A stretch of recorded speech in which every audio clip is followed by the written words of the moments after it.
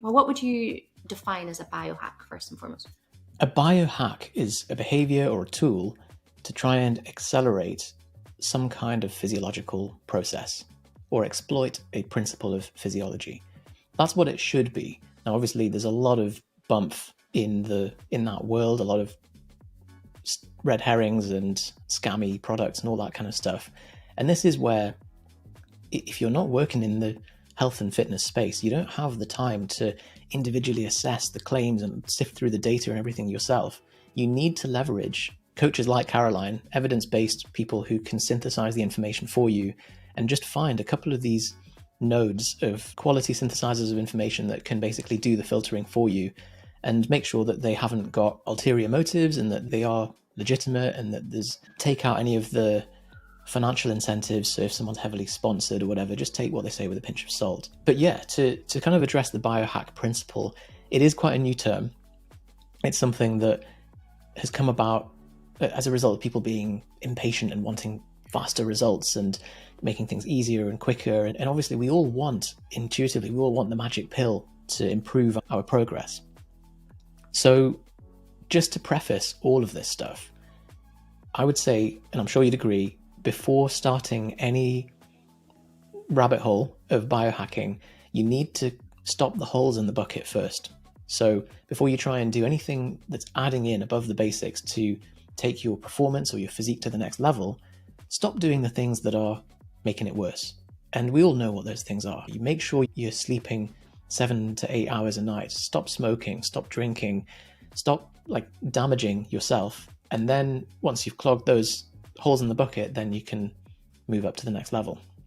Such an important point to make, that this is an additional level. It's almost when we get the question about supplements, what supplements should I be taking? Let's look at your diet first. Let's have a look at everything that's going on there. Let's look at it and cover the bases first. This was a funny one for me. The more I looked into biohacking, and it's discussed a lot, what's the difference between enhancing, or is this just a dressed up version of a quick fix?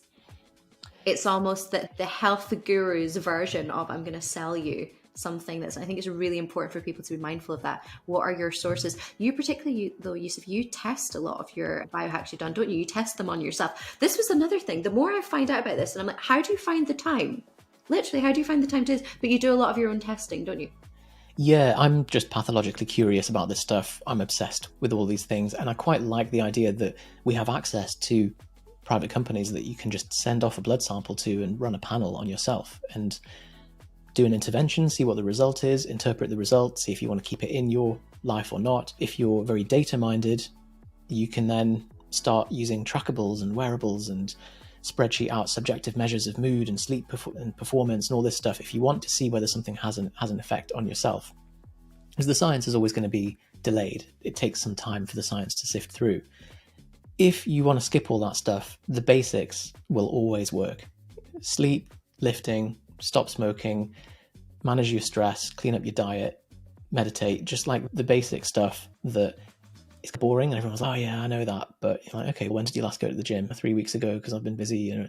So we know deep down that stuff is the core of any practice. Can I also just give people a framework to assess any of these? Because we've got a great list from Caroline. If there's any of these that you're thinking, oh, I want them to cover this and they didn't, here's a quick way to assess if a biohack could be useful or not. So there's the sniff test. Is it too good to be true or not? Does it require zero effort on your side? Is there a physiological principle that it's exploiting? So lifting is perfect because you go in, you're producing a minor stressor on your body that you're within your capacity to recover, and then you supercompensate and then you come back stronger each time. That makes sense as a principle. And many of these, the ones that last the test of time, they're ancient practices in some form. So see if there's a historical or an evolutionary purpose to them, and we'll get on to things like light therapy and why there is a historical purpose to things like light therapy. Also ask yourself, do I just want this to be true, or is it plausible? And then finally, is it something which is producing a hormetic effect? So this is like lifting, where you go in, you produce some kind of stress on your body, and then that breaks you down and then you come back stronger. Or if you've caught a virus, your immune system is challenged and then it comes back stronger. Or is it a boost that you're taking exogenously? such as performance-enhancing drugs, alcohol, caffeine, things that are basically on loan that you have to pay the price for the next day. So that's the opposite of a hormetic effect. I've never thought about it that way. So actually, go through the test first before you even consider. And the other thing that I'd probably say is be very mindful of how relevant this may be to you as an individual. And I know we always say this and your own goals, but if you are someone who is actively looking to grow muscle, or you really want to improve your sleep quality, or be very specific about your goals at the moment and why any of these may or may not be appropriate, is really important. Yeah, great point. If you're looking at nootropics, like drugs to enhance your cognitive function, and you're sleeping 5 hours per night, then really you know what you should be focusing on first, don't you?